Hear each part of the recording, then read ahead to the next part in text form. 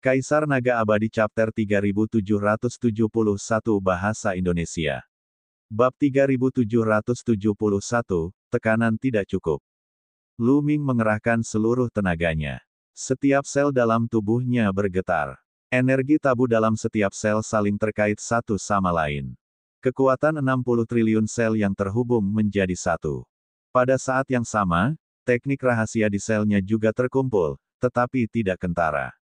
Ledakan, ledakan, ledakan. Lu Ming mengayunkan tinjunya. Dalam sekejap, bayangan tinju yang tebal muncul di sekujur tubuhnya, melesat ke arah tombak panjang Huang Tertin. Ledakan dahsyat bergema di angkasa saat mereka berdua terlibat dalam pertarungan sengit. Namun, tanpa manik gravitasi, kekuatan tempur Lu Ming masih lebih lemah dari Kaisar Surgawi. Dia bukan tandingannya. Begitu keduanya bertukar pukulan, Lu Ming benar-benar tertekan. Bayangan tinju hancur, dan tombak panjang menusuk Lu Ming. Aduh! Darah berceceran di mana-mana. Tubuh Lu Ming tertusuk bayangan tombak dan dia terus mundur. Namun, tubuh Lu Ming yang terluka pulih dengan cepat, dan itu sama sekali tidak memengaruhi kekuatan tempurnya. Sedikit berguna, tapi tidak cukup. Lu Ming merasa bahwa Nisisan dapat memberinya sedikit tekanan dan potensinya, tetapi itu tidak cukup. Dia merasa itu masih kurang dan tidak dapat membantunya menerobos ke tingkat ke-6 Dewa Surgawi. Membunuh. Nisisan melolong panjang. Dia tidak mengendur meskipun dia berada di atas angin. 13 serangan tombak yang mematikan, bergetar dan dia terus menyerang Lu Ming. Lu Ming terus melawan. Setelah beberapa gerakan, dia dipukul lagi. Kecepatan serangan dan kekuatan Nisisan terlalu kuat. Lu Ming merasa kesulitan untuk bertahan melawannya. Kultivasinya hanya pada tahap kelima dari alam Dewa Surgawi, yang jauh dari seorang Kaisar Semu. Selain itu, Nisisan sendiri adalah kesayangan surga. Mu Yun, anak ini, akhirnya akan dikalahkan. Kuharap dia dibunuh pada hari ke-13. Han Feng dan Ping Ping membenci Lu Ming sampai ke akar-akarnya. Melihat Lu Ming benar-benar tidak diuntungkan, mereka sangat gembira. Mereka berharap Lu Ming akan mati di bawah 13 tembakan mematikan Ni Tertin. Beberapa orang lain bahkan berpikir bahwa Lu Ming akan kalah. Jika Lu Ming masih memiliki kartu truf, mengapa dia tidak menggunakannya? Akan terlambat untuk menggunakannya saat cedera seseorang sudah terlalu parah. Tidak ada seorang pun yang akan melakukan itu. Namun, Lu Ming akan melakukan itu. Keduanya saling serang terus-menerus dan Lu Ming terluka beberapa kali. Namun, itu tetap tidak membantunya untuk maju. Itu tidak cukup. Tekanannya masih belum cukup. Itu tidak dapat menimbulkan ancaman yang fatal bagi saya karena saya tahu dalam hati saya bahwa saya masih memiliki kartu truf yang belum saya gunakan. Oleh karena itu, tekanannya masih belum cukup untuk terlalu banyak potensi dan membantu saya menerobos sekaligus.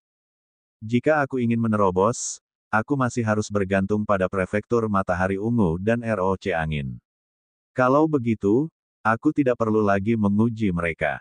Dengan pikirannya, energi tabu mengalir deras ke manik gravitasi di pergelangan tangan kirinya. Di pergelangan tangan kanan Lu Ming, ia mengenakan QQ. Di pergelangan tangan kirinya, ia mengenakan manik-manik gravitasi. Ketika manik gravitasi tidak digunakan, tampilannya sangat biasa, seperti 12 manik batu biasa.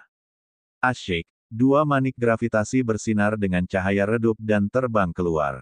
Ukurannya membesar dengan cepat dan gravitasi yang mengerikan meledak, menyelimuti seluruh arena pertarungan. Gravitasi kedua mutiara itu sudah sangat mengejutkan. Bahkan seorang ahli Kaisar Surgawi pun akan terpengaruh. Terlebih lagi, seiring meningkatnya level kultivasi Lu Ming, gravitasi kedua manik gravitasi itu juga akan meningkat. Seperti yang diduga, anak ke-13 juga sangat terpengaruh. Di bawah pengaruh gravitasi, tombak di tangannya menjadi seberat gunung. Jauh lebih sulit untuk mengoperasikannya, dan kecepatannya jauh lebih lambat. Bahkan tubuhnya sendiri menjadi sangat berat. Dia harus menggunakan sebagian kekuatan surgawinya untuk menahan tekanan gravitasi. Dengan cara ini, kekuatan serangannya sangat berkurang. Membunuh. Lu Ming berteriak dan mengambil kesempatan untuk melancarkan serangan. Dia mengayunkan tinjunya dan meninju lebih dari 10 kali berturut-turut. Setiap kekuatan tinju memiliki kekuatan untuk menembus kehampaan dan meledakkan planet tersebut. Lebih dari selusin pasukan tinju menuju ke arah 13. Pada saat kritis ini, Nishisan berteriak dan mengayunkan tombak panjangnya. Lebih dari selusin cahaya tombak ditembakkan dan bertabrakan dengan kekuatan tinju Lu-Ming. Serangan keduanya bertabrakan lagi. Kali ini, keduanya mundur sedikit. Nishisan memblokir serangan Lu-Ming. Kekuatan tempur Nishisan telah mencapai level Kaisar Surgawi. Bahkan dengan manik gravitasi, dia masih bisa memblokir serangan Lu-Ming. Kembali ke reruntuhan kerajaan surgawi Tian Yue, Lu-Ming telah bertempur dalam banyak pertempuran dengan Kaisar Surgawi sejati, terutama dengan Kaisar Surgawi dari suku Belalang Surgawi. Pertempuran itu adalah yang paling intens. Lu-Ming harus menggunakan manik gravitasi untuk bertarung seri dengan Kaisar Surgawi. Namun, lawan Lu-Ming di kerajaan surgawi Tian Yue adalah Kaisar Surgawi dari suku Lokas Surgawi. Bagaimanapun juga, ras Lokas Surgawi adalah ras yang besar, dan Kaisar Dewa mereka juga lebih kuat daripada Kaisar Dewa ras biasa. Di sisi lain, kekuatan tempur Nishisan hanya setingkat Kaisar Dewa biasa, jadi dia masih lebih lemah dari serangan kekuatan penuh Lu-Ming. Karena itu, dia mundur lebih jauh dan Lu-Ming mundur lebih sedikit. Wah, setelah Lu-Ming menenangkan dirinya, dia maju selangkah dan terus menyerang Huang 13. Nishisan tidak mau dikalahkan dan mencoba yang terbaik untuk melawan. Kali ini pertarungan antara mereka berdua benar-benar sengit. Dia terus menyerang, dan dalam sekejap mata, puluhan gerakan telah dipertukarkan. Namun, Nishisan masih sedikit lebih lemah dan perlahan-lahan ditekan oleh Lu-Ming. Ini, orang-orang di sekitar semuanya sedikit bingung.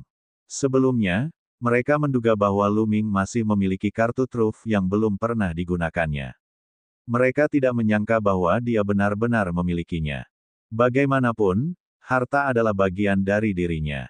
Seperti Hao Han dan keponakannya yang ke-13, siapa yang tidak menggunakan harta apapun. Busur dan anak panah besar serta tombak Nishisan, keduanya merupakan harta karun tingkat atas dan senjata suci. Mereka tidak tahu harus berkata apa dan hanya bisa menonton dengan tatapan kosong. Wus! Tiba-tiba, momentum Nishisan berubah. Beberapa cahaya tombak menerobos udara dan menusuk manik gravitasi. Jelas sekali dia ingin menghancurkan manik gravitasi. Jika Lu-Ming tidak memiliki manik gravitasi, dia pasti bukan tandingannya. Lu-Ming tidak menghentikan Nishisan. Sebaliknya, dia mencibir. Manik gravitasi yang merusak. Apakah itu mungkin? Dia tidak tahu terbuat dari apa manik gravitasi itu, namun manik itu tidak bisa dihancurkan. Bukannya tidak ada Dewa Kaisar yang memikirkan metode ini sebelumnya, tetapi mereka semua gagal pada akhirnya. Dentang-dentang, beberapa tombak menghantam manik gravitasi secara berurutan, menghasilkan suara logam beradu. Namun, manik gravitasi itu hanya terlempar dan tidak hancur. Di bawah kendali Lu-Ming, manik itu terbang kembali. Adapun Nishisan, dia terganggu oleh manik gravitasi dan terkena kekuatan tinju Lu-Ming. Aduh, tubuh Nishisan bergetar hebat. Dia memuntahkan seteguk darah dan mundur. Bagaimana mungkin Lu-Ming melewatkan kesempatan seperti itu? Dia melesat maju dan kekuatan tempurnya bagaikan badai. Nishisan berusaha sekuat tenaga untuk menangkis beberapa serangan Lu-Ming, tetapi ki dan darahnya tidak mengalir lancar dan kekuatan tempurnya bahkan lebih lemah. Dia tidak sebanding dengan Lu-Ming dan terkena pukulan Lu-Ming, hampir meninggalkan lubang di tubuhnya. Saya mengaku kalah. Ni-13 akhirnya memanggil. Kaisar Naga Abadi Chapter 3772 Bahasa Indonesia. Bab 3772, akankah menjadi yang ketiga? Pada akhirnya, Nishisan mengaku kalah. Ia tahu bahwa jika ia terus bertarung, mustahil baginya untuk menang. Sebaliknya, ia akan semakin terluka. Dia mendesah dalam hatinya dan menatap Lu-Ming dengan tatapan penuh keheranan. Dia tidak menyangka akan bertemu monster seperti Lu-Ming dalam perjalanannya ke zona bintang laut besi. Seorang dewa tingkat kelima benar-benar mengalahkannya. Apakah ada orang seperti itu di 10 ras teratas? Atau mungkinkah hanya dapat ditemukan di Istana Surgawi? Dia tidak yakin, karena dia belum pernah mengalaminya sebelumnya. Setelah Huang 13 mengakui kekalahannya, Lu Ming tidak melanjutkan serangannya. Dia mundur dengan cepat dan menyembunyikan auranya. Luar biasa, Nisisan menatap Lu Ming. Meskipun dia memujinya, dia tetap memasang tampang dingin. Aku tidak menyangka akan bertemu dengan seorang jenius sepertimu di kelompok area bintang laut besi. Kultivasimu sedikit lemah sekarang, tetapi kamu pasti akan masuk dalam daftar jenius alam semesta saat kultivasimu meningkat. Daftar kebanggaan surga alam semesta. Lu Ming bergumam. Dia tentu pernah mendengar tentang daftar kebanggaan surga alam semesta. Konon, daftar ini memuat total 100 orang jenius yang tak tertandingi di alam semesta purba. Di alam semesta yang luas, terdapat banyak sekali ras, kekuatan, dan makhluk, tetapi hanya 100 orang yang dapat masuk dalam daftar orang jenius di alam semesta. Ini tidak diragukan lagi merupakan pencapaian yang sangat berharga. Setiap dari mereka adalah seorang jenius yang tak tertandingi dan legenda. Di masa depan, sangat mungkin mereka akan menjadi penguasa alam semesta. Terlebih lagi, susunan keajaiban alam semesta akan berubah dari waktu ke waktu, dan jika terjadi perubahan, maka akan diumumkan melalui Dewa Mimpi Jade. Mengingat kemampuan Lu Ming saat ini, dia jauh lebih lemah daripada para jenius dalam daftar jenius alam semesta.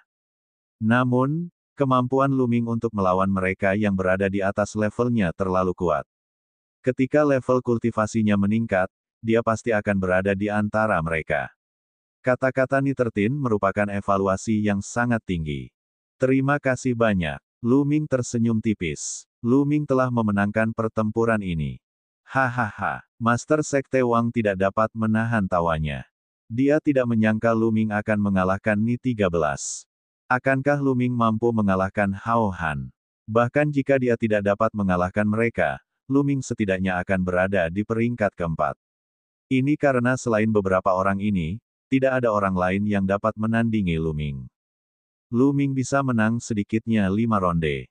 1 kemenangan bernilai 200 poin. 5 kemenangan bernilai 1000 poin. Pangkat apa yang bisa dicapai oleh Sekte Pedang Kota Berlimpah? Tak perlu dikatakan, 10 teratas telah lama diamankan. Untuk dapat mencapai tempat ke-6 atau ke-5. Tak perlu dikatakan lagi, mustahil untuk mendapatkan tempat pertama karena selisihnya terlalu besar. Namun, bahkan jika ia bisa mencapai tempat ke-6 atau ke-5, itu akan tetap sangat menakjubkan. Ia bisa menciptakan sejarah Sekte Pedang Kota yang berlimpah dan memperoleh banyak sumber daya yang berharga. Bukan hanya pemimpin Sekte Wang, tetapi orang-orang lain dari Sekte Pedang Kota Berlimpah juga memiliki senyum di wajah mereka. Hanya ada satu orang yang berbeda, Ping Yang. Wajahnya sangat muram. Adapun Han Feng, dia menggertakkan giginya keras sekali hingga hampir hancur. Lu Ming mundur dari ring pertarungan dan peserta lainnya melanjutkan kompetisi mereka. Tidak mengherankan, negara Matahari Ungu, ROC Angin, dan Hao Han semuanya menang. Namun, Wei Jin dari Istana Darah Hitam telah dikalahkan. Setelah 1 putaran, putaran baru dimulai. Kali ini, Hao Han dan Nitertin bertarung satu sama lain. Semua orang mengira keduanya setara, jadi pertarungannya tentu saja sengit. Keduanya memiliki kekuatan bertarung yang setara, dan mereka bertarung dengan gila-gilaan, bertukar ratusan jurus. Pada akhirnya, Nitertin sedikit lebih kuat. Dia menghancurkan pertahanan Hao Han dengan 13 serangan tombak yang mematikan dan menang dengan selisih sedikit. Hal ini membuat mata orang-orang Sekte Pedang Kota Berlimpah menjadi lebih cerah. Lu Ming telah mengalahkan Nisisan, dan Nisisan telah mengalahkan Hao Han. Bukankah itu berarti Lu Ming juga bisa mengalahkan Hao Han? Dalam kasus ini, Lu Ming bisa bergegas ke tempat ketiga. Tempat ketiga akan mendapat tambahan 200 poin sebagai hadiah, ditambah poin dari 6 kemenangan, dan poin dari Sekte Pedang Kota yang berlimpah. Memikirkannya saja sudah membuatnya gembira. Setelah pertarungan antara Hao Han dan Nitertin, ada pertandingan lain. Giliran Lu Ming. Kali ini, Lu Ming melawan Wei Jin dari Istana Darah Hitam. Ekspresi Wei Jin sangat jelek. Sebelumnya, Wei Jin pernah membual di depan Master Aula Darah Hitam dan yang lainnya bahwa dia akan menghadapi Lu Ming dan orang-orang dari Sekte Pedang Kota Berlimpah. Dia tampak sangat percaya diri. Namun, dia tidak menyangka Lu Ming akan meledak dan memperlihatkan kemampuan yang jauh melebihi kemampuannya. Pada saat ini, apa yang harus dia lakukan ketika berhadapan dengan Lu Ming? Jika dia mengakui kekalahannya secara langsung, bukankah itu merupakan tamparan langsung di wajahnya sendiri? Tidak mau mengakui kekalahan, menunggu untuk dianiaya. Wei Jin menyatakan bahwa dia terlalu sulit. Mereka baru saja diundang ke grup zona bintang laut besi kecil untuk membantu Istana Darah Hitam dalam kompetisi. Bagaimana mereka bisa berakhir seperti ini? Mengapa kamu tidak naik ke panggung? Lu Ming berdiri di ring pertarungan dan menatap Wei Jin. Saya, 10.000 kutukan mengalir dalam benak Wei Jin, dan akhirnya dia berkata, saya mengaku kalah. Tidak bisakah dia mengakui kekalahan? Naik ke atas dan disiksa. Bukankah itu lebih buruk? Setelah selesai berbicara, Wei Jin menundukkan kepalanya dan bahkan tidak berani menatap orang-orang dari Istana Darah Hitam. Alasan utamanya adalah karena dia telah berbicara terlalu arogan sebelumnya. Sekarang, wajahnya telah ditampar, membuatnya merasa wajahnya terbakar. Tuan Istana Darah Hitam dan yang lainnya juga tampak sangat muram. Awalnya, Istana Darah Hitam selalu mampu menekan Sekte Pedang Fengdu, tetapi kali ini, Istana Darah Hitam jelas telah sepenuhnya ditekan oleh Sekte Pedang Fengdu. Semua ini karena satu orang, Lu Ming. Apakah orang ini murid Sekte Pedang Kota yang berlimpah? Atau bantuan dari luar? Sang Master Istana Darah Hitam merasa amat khawatir. Kalau pembantu dari luar, mungkin tidak apa-apa, tapi kalau murid Sekte Pedang Kota berlimpah, pasti akan sangat mengerikan. Jika mereka dewasa nanti, tidak akan ada tempat untuk Istana Darah Hitam. Lu Ming menang dengan mudah dan kembali ke tempat duduknya. Mereka telah memenangi 4 pertandingan, dan masih ada 4 pertandingan lagi yang harus dijalani. 4 pertandingan yang tersisa termasuk Sun State Ungu, ROC Angin, dan luasnya. Tak lama kemudian, pertandingan kelima Lu Ming pun tiba.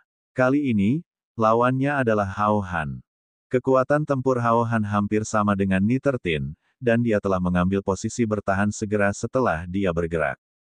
Jelas bahwa dia ingin menguras habis kekuatan suci Lu Ming dan kemudian mengalahkannya. Sayangnya, dia salah perhitungan. Kekuatan terlarang itu meliputi 60 triliun sel dan mengalir terus-menerus. Meskipun tidak dapat menyimpan sejumlah besar kekuatan surgawi seperti rumus kuantitas, tidak mudah untuk menggunakannya. Pada akhirnya, Lu Ming mengalahkan Hao Han setelah pertempuran sengit. Dalam hal ini, Lu Ming pada dasarnya telah terkunci di posisi 3 teratas. Setelah pertempuran ini, seluruh stadion diterangi. Ini karena, di mata semua orang, pertempuran puncak yang sesungguhnya akhirnya tiba. Negara Matahari Ungu versus ROC Angin. Mereka berdua akhirnya bertemu. Meskipun masih ada beberapa putaran lagi sebelum akhir.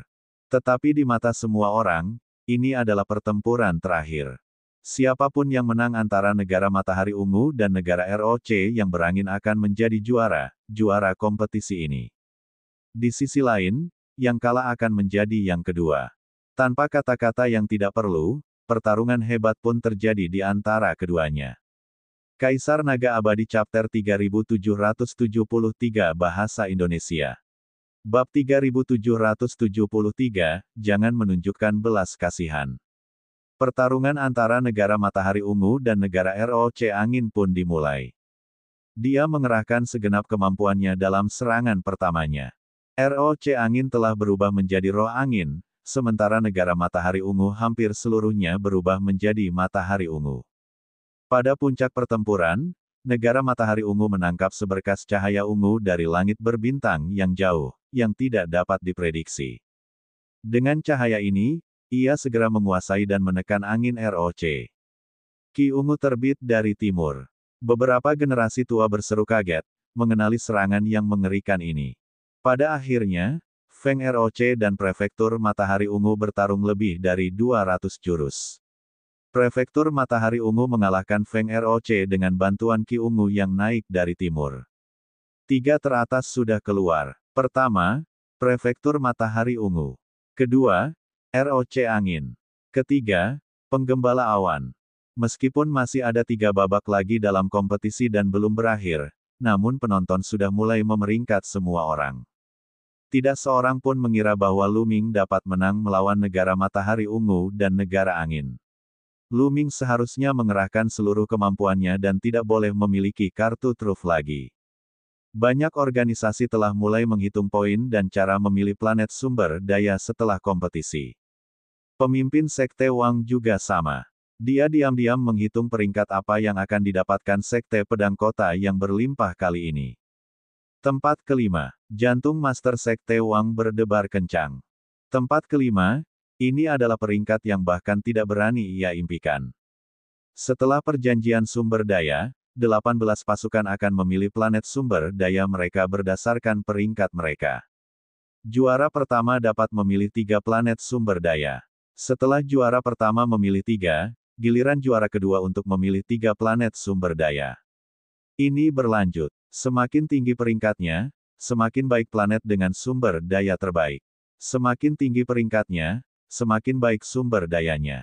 Bagi mereka yang peringkatnya lebih rendah, setelah kekuatan-kekuatan yang peringkatnya lebih tinggi menyelesaikan pemilihan mereka, planet sumber daya apa yang akan bagus bagi mereka yang peringkatnya lebih rendah. Tempat kelima akan dapat memilih planet sumber daya, yang sudah sangat bagus. Pemimpin Sekte Wang sudah memikirkan cara memilih planet. Putaran kelima balapan dimulai saat semua orang masih dalam kebingungan. Tidak banyak yang bisa dilihat di babak kompetisi ini kecuali Lu Ming. Pertarungan ini terjadi antara Mu Yun dan Prefektur Matahari Ungu. Lu Ming berhadapan langsung dengan orang terkuat. Mereka akhirnya akan saling berhadapan. Aku ingin tahu berapa banyak gerakan yang bisa dilakukan Mu Yun dengan Prefektur Matahari Ungu. Sulit untuk mengatakannya. Berdasarkan kekuatan yang mereka berdua tunjukkan sebelumnya, Prefektur Matahari Ungu hampir dapat menghancurkan Mu Yun. Mu Yun akan merasa sulit untuk menolaknya. Benar sekali. Salah satu dari mereka dapat membunuh Kaisar Surgawi, sementara yang lain hanya dapat melawannya. Kesenjangannya sangat besar. Jadi tidak ada ketegangan dalam pertempuran ini. Beberapa orang berhenti berbicara karena Lu Ming benar-benar tidak dapat diprediksi. Juga karena sifatnya yang tidak dapat diprediksi, maka semua orang lebih berminat padanya, karena sifatnya yang penuh dengan ketidakpastian. Kau tidak mengaku kalah. Negara Xiang menatap Lu Ming dan bertanya dengan serius. Mengapa saya harus mengaku kalah? Saya menantikan pertempuran ini. Lu Ming tersenyum. Semangat juangnya kuat. Sepertinya kamu masih punya kartu truf. Negara Matahari Ungu bertanya. Dia juga dipenuhi dengan niat bertempur. Para ahli kebanggaan surga tidak takut terhadap tantangan. Perkataan Negara Matahari Ungu mengejutkan yang lain. Mungkinkah Lu Ming benar-benar memiliki kartu truf? Tidak, aku tidak melakukannya. Tidak, Lu Ming menggelengkan kepalanya dengan tegas. Aku tidak punya kartu truf lagi. Kemampuan yang kutunjukkan sebelumnya adalah kekuatan tempur puncakku. Itu bukan pertarungan hidup dan mati, jadi tidak ada yang bisa dibantah. Lebih jauh lagi, saat mereka bergerak nanti, orang lain juga akan tahu di mana batasnya. Lalu kau masih berani melawan aku. Negara Matahari Ungu itu penasaran. Aku akan segera menerobos. Kau tahu maksudku. Lu Ming tersenyum. Kamu ingin menggunakan aku sebagai batu loncatan untuk terobosanmu. Mata Ziyang Zhou bersinar dengan cahaya terang, dan seluruh tubuhnya diselimuti cahaya surgawi berwarna ungu. Siapapun yang digunakan sebagai batu loncatan tidak akan merasa baik, terutama seorang jenius mengerikan seperti dia.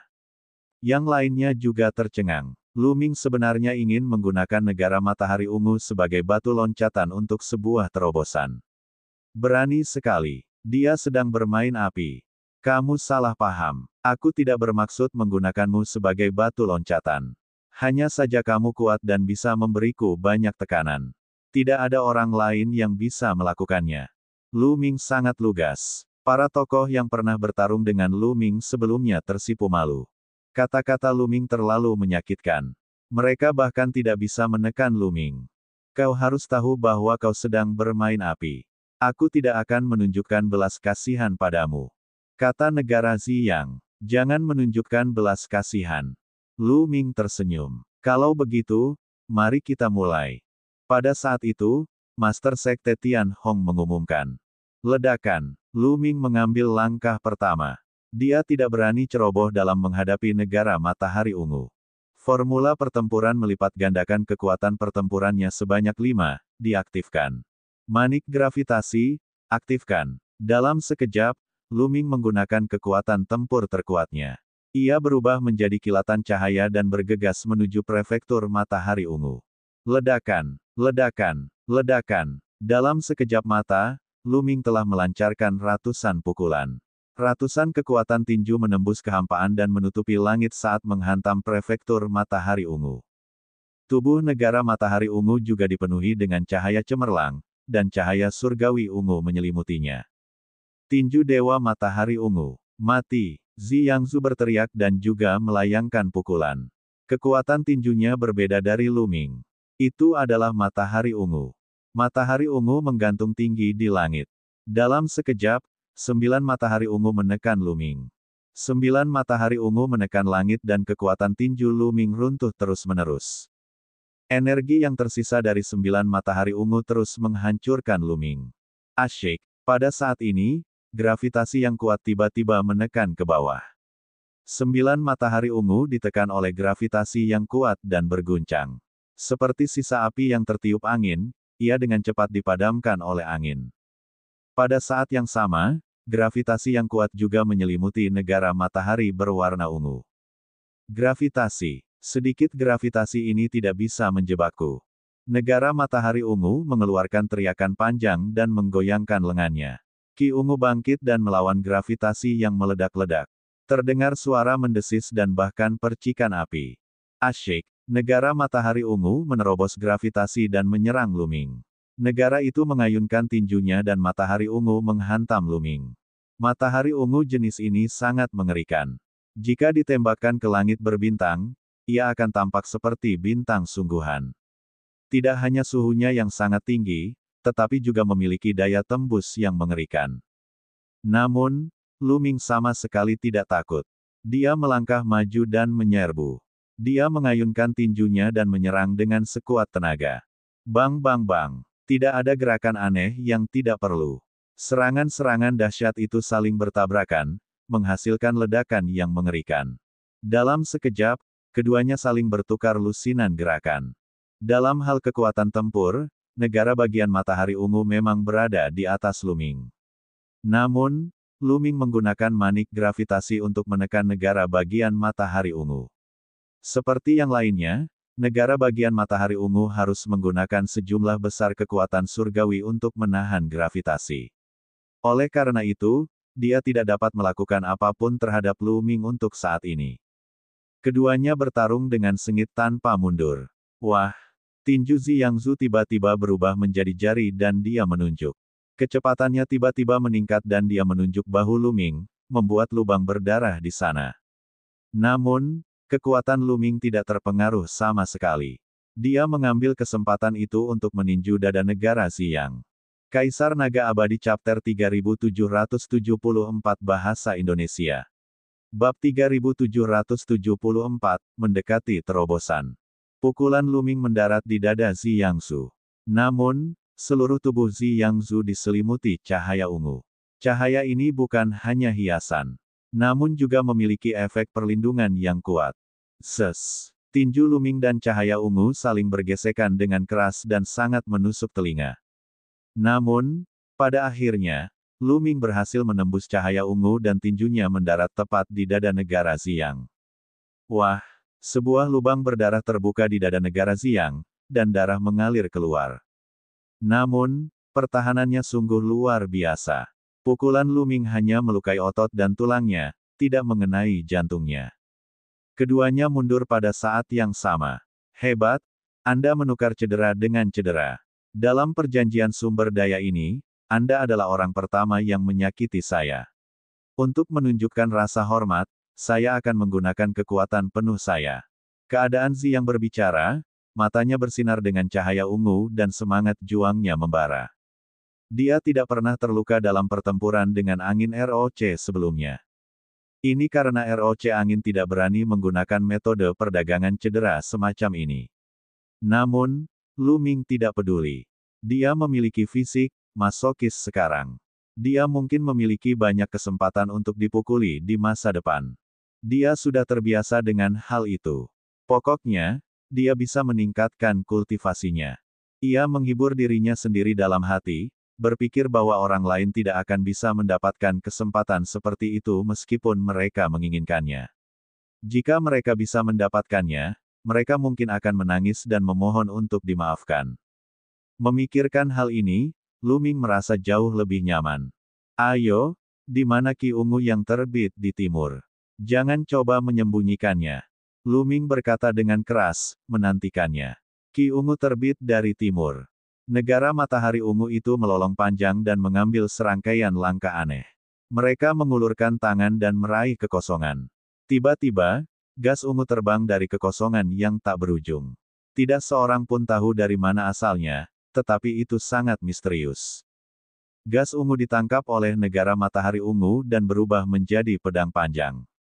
Asyik, negara matahari ungu mengayunkan pedang panjangnya, dan Ki pedang ungu menebas ke arah Lu Ming. Ada ekspresi serius di mata Lu Ming. Pada saat yang sama, dia mengaktifkan berbagai keterampilan rahasia di selnya. Semua teknik rahasia ini diringkas menjadi dua bola cahaya di bawah mediasi kekuatan terlarang. Kedua bola cahaya ini terbentuk dari berbagai teknik rahasia untuk bertahan dan menyerang.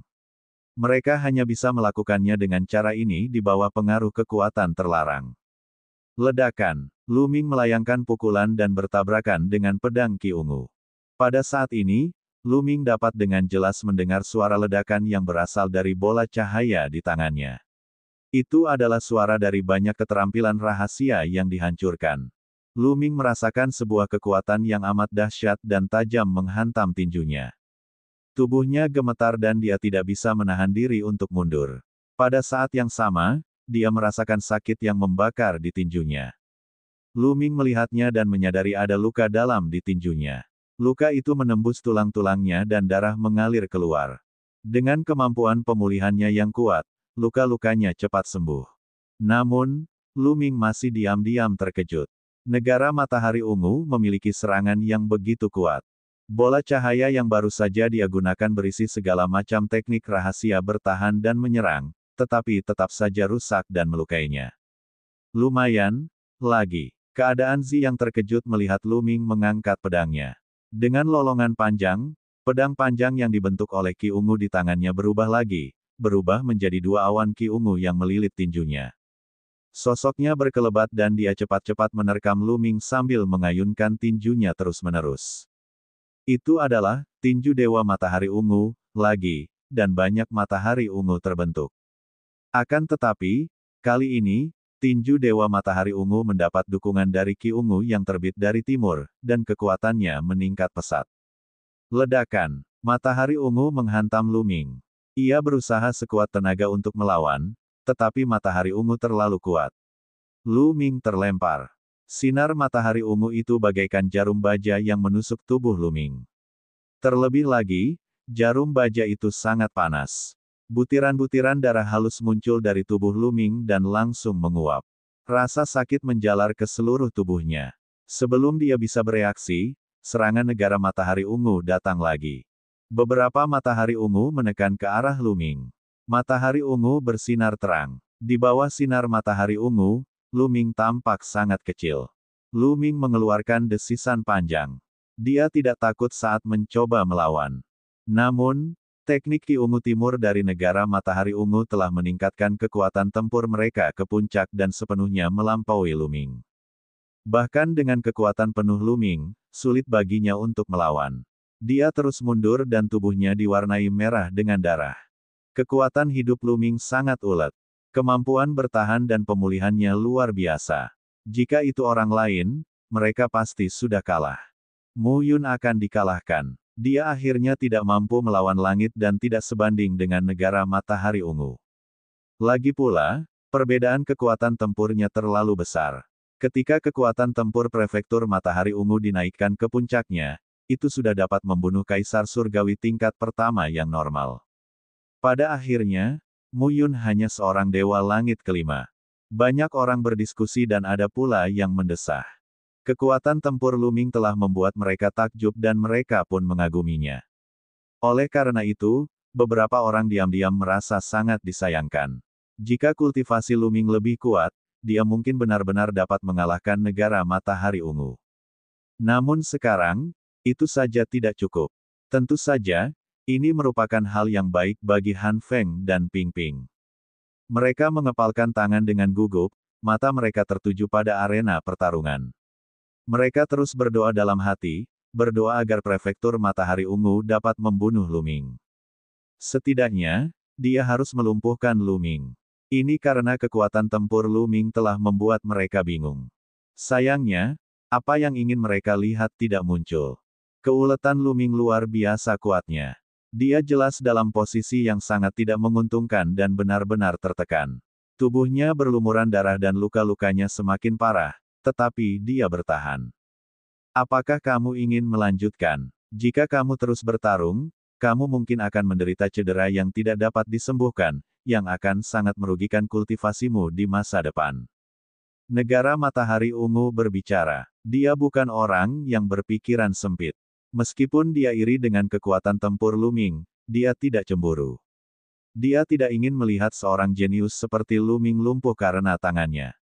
Akan sangat disayangkan. Hanya ini yang kau punya. Tidak cukup untuk mengalahkanku, dan kau ingin melukaiku dengan serius. Kau masih kurang, hahaha. Lu Ming tertawa, dengan sengaja memprovokasi prefektur Matahari Ungu. Keadaan Zi yang mendengus dingin. Dia mengaktifkan Ki Ungu Timur dan Tinju Ungu yang secara ekstrim. 9 matahari terbentuk sekaligus dan mereka menekan Lu Ming. Ayo. Mata Lu Ming bersinar dengan terang dan penuh harap.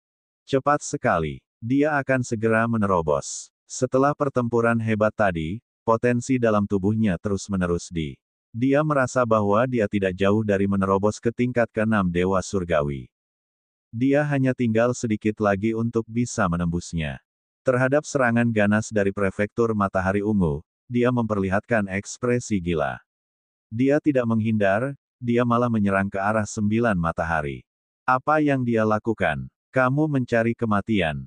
Banyak orang berdiri dari tempat duduknya karena terkejut. Sementara itu, Han Feng dan Ping Ping sangat gembira. Lu Ming sudah terluka parah. Sekarang dia menghadapi serangan habis-habisan dari negara Matahari Ungu. Dia tidak menghindar dan bahkan mengambil inisiatif untuk maju. Sangat mungkin dia akan mati karena serangan ini. Kaisar Naga Abadi Chapter 3775 Bahasa Indonesia.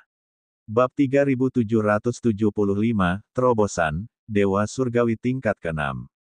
Di bawah tatapan orang banyak yang terkejut, bingung, penuh harap, khawatir, dan gembira, Lu Ming dan 9 matahari ungu bertabrakan. Ledakan. Serangkaian ledakan terdengar dan cahaya ungu yang memenuhi langit benar-benar menenggelamkan Lu Ming. Bagaimana? Mata semua orang tertuju pada arena pertarungan. Mereka ingin melihat situasi Lu Ming melalui cahaya ungu.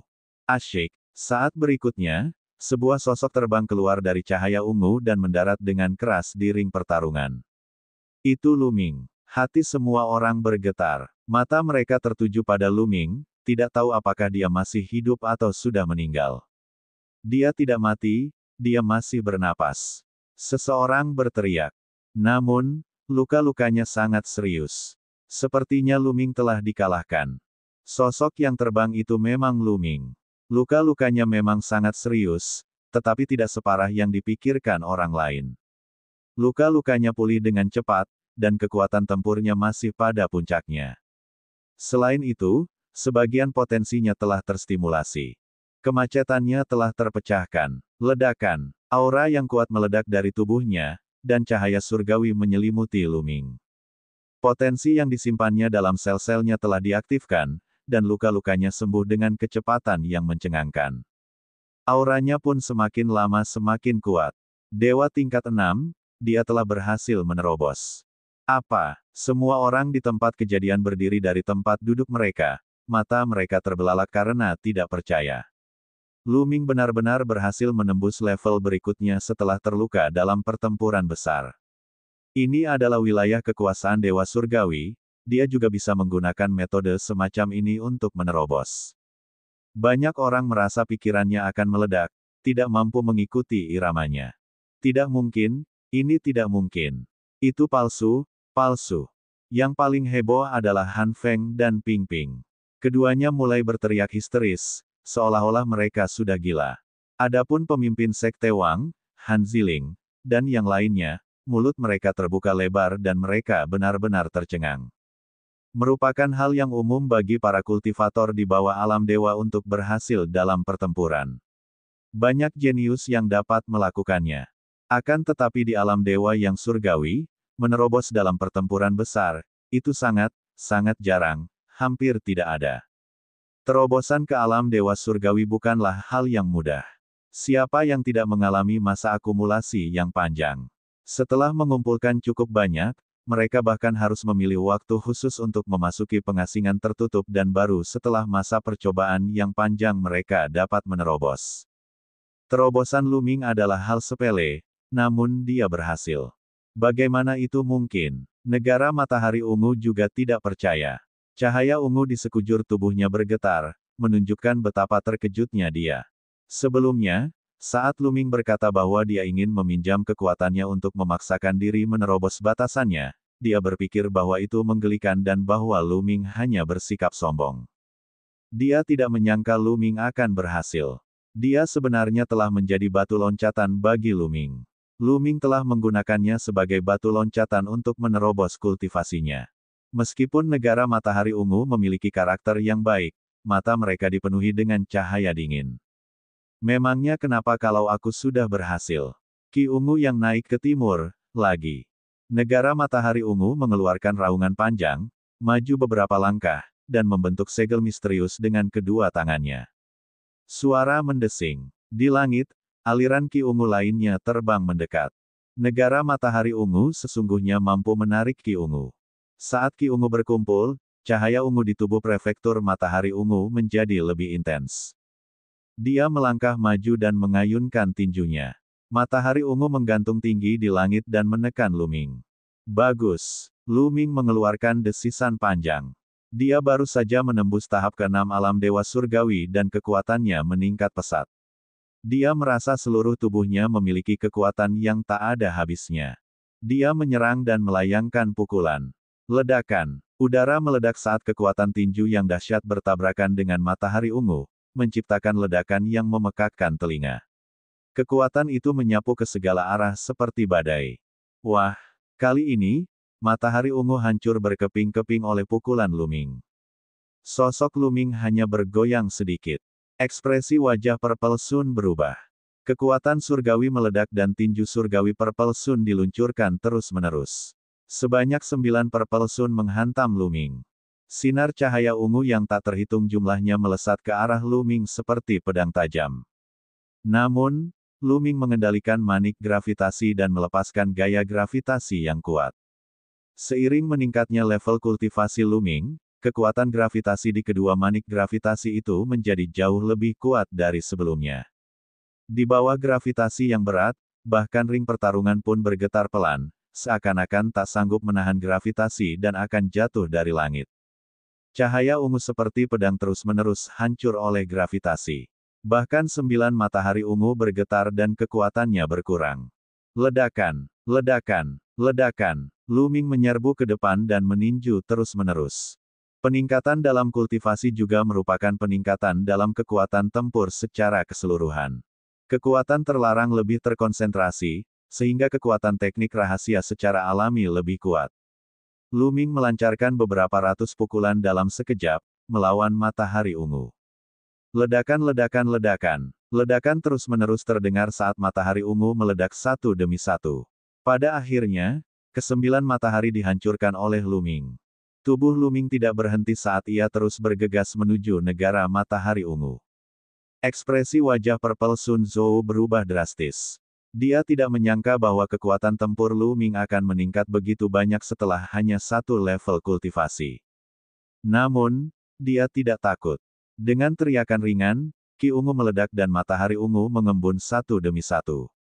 Pertarungan antara keduanya sangat sengit. Bisa dikatakan ini adalah pertarungan puncak. Bahkan lebih sengit dari pertarungan antara negara matahari ungu dan negara angin. Dalam sekejap mata, lusinan gerakan telah dipertukarkan. Seiring berjalannya pertempuran, alam Luming menjadi semakin stabil. Kekuatan mengalir melalui seluruh tubuhnya, dan kekuatan serangannya menjadi semakin kuat. Ledakan, ledakan, Luming terus memukul dan menghancurkan beberapa matahari ungu. Dia bergegas ke depan prefektur matahari ungu dan melemparkan pukulan. Kekuatan pukulan yang mengerikan menembus awan ungu pelindung prefektur matahari ungu. Kekuatan dahsyat itu mendarat di tubuh prefektur matahari ungu. Aduh! Prefektur matahari ungu memuntahkan seteguk darah saat tubuh mereka mundur. Sebuah lubang besar telah meledak di tubuh mereka, dan mereka hampir tertusuk. Wajah prefektur matahari ungu berubah pucat. Pada saat ini, dengan bantuan manik gravitasi, kekuatan tempur Luming telah melampaui prefektur matahari ungu.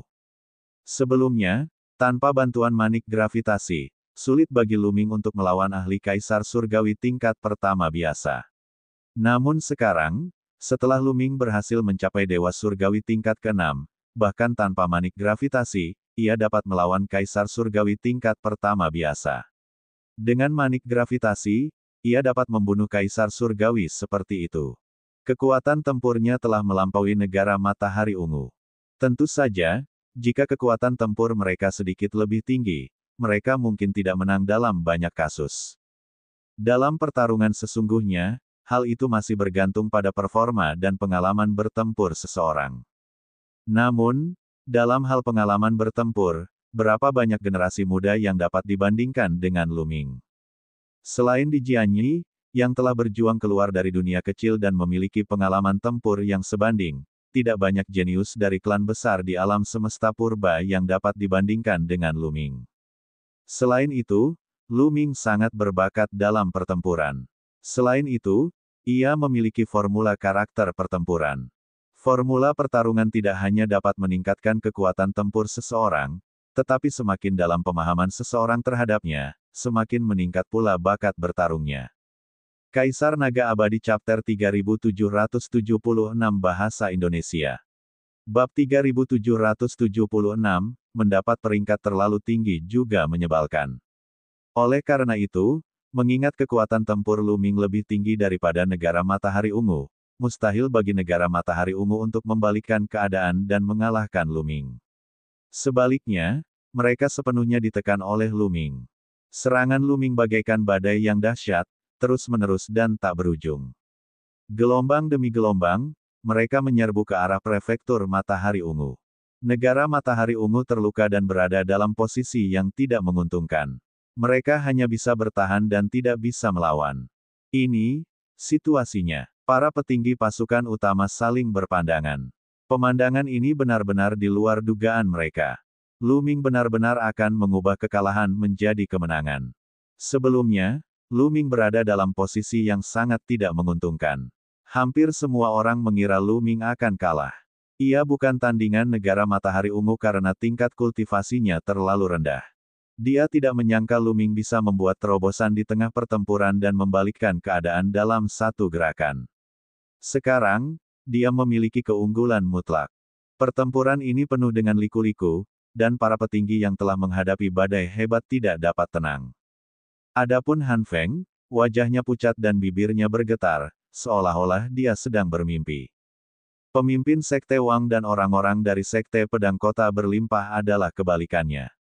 Mereka tidak bisa menahan kegembiraan mereka. Jika Luming mengalahkan negara Matahari Ungu, tidak akan menjadi masalah baginya untuk mengalahkan ROC Angin. Dia akan menjadi juara. 8 kemenangan berturut-turut, 1.600 poin. Juara pertama akan menerima hadiah tambahan 600 poin. Total skor Sekte Pedang Kota yang berlimpah akan lebih dari 4.000. Lalu, di mana peringkat mereka? 3 teratas. Memikirkan hal itu, orang-orang dari Sekte Pedang Kota Berlimpah menjadi bersemangat. Ternyata ada orang yang luar biasa di dunia ini. Han Ziling mendesah, matanya yang indah berbinar bagai mata air. Orang-orang dari prefektur Matahari Ungu hampir tidak mampu menahan 10 gerakan lagi. Pada akhirnya, mereka tidak dapat menahannya dan dilempar terbang oleh Lu Ming, hampir terlempar keluar dari arena pertarungan. Apakah kita masih perlu bertarung? Lu Ming melangkah maju tetapi tidak melanjutkan serangan. Dia memiliki kesan yang baik tentang negara Matahari Ungu. Selain itu, orang ini telah membantunya untuk menembus kultivasinya. Dia tidak akan memaksanya terlalu banyak. Kamu menang. Pada akhirnya, Gubernur Zi yang menghela nafas. Dia bukan tandingan Lu Ming bahkan saat dia berada di puncak kejayaannya. Sekarang dia sudah terluka, tidak ada gunanya melanjutkan pertarungan. Dia mungkin juga harus mengakui kekalahan. Penyerahan negara Matahari Ungu juga berarti bahwa Lu Ming telah menang. Astaga, banyak orang menghela napas panjang lega, mata mereka masih dipenuhi keterkejutan. Tidak seorang pun menduga hasil ini sebelumnya. Sejak negara Matahari Ungu mengalahkan ROC Angin, semua orang mengira negara Matahari Ungu pasti akan menempati posisi pertama. Mereka tidak menyangka bahwa sebelum kompetisi berakhir, Lu Ming telah bangkit melawan arus dan mengalahkan negara Matahari Ungu, mengubah situasi. Sisa kompetisi membosankan dan semua orang masih tenggelam dalam pertempuran antara Lu Ming dan prefektur Matahari Ungu. Segera putaran ketujuh dimulai. Kali ini, Lu Ming melawan angin ROC. Minat semua orang meningkat dan mereka menantikan pertarungan yang seru. Tentu saja, ROC Angin tidak akan mudah mengakui kekalahan. Dia terlibat dalam pertempuran sengit dengan Lu Ming. ROC Angin mencoba bergerak untuk menguras energi Lu Ming. Sayangnya, ia telah memilih lawan yang salah. Paling-paling, ia hanya akan menimbulkan masalah bagi Lu Ming. Pada akhirnya, setelah 50 hingga 60 gerakan, ROC Angin tidak sebanding dengan Lu Ming dan terlempar keluar dari ring pertarungan. Lu Ming, 7 kemenangan berturut-turut. Sisa pertempurannya persis seperti dugaan semua orang. Babak terakhir pertempuran bahkan lebih membosankan. Tidak ada pertempuran antara yang kuat.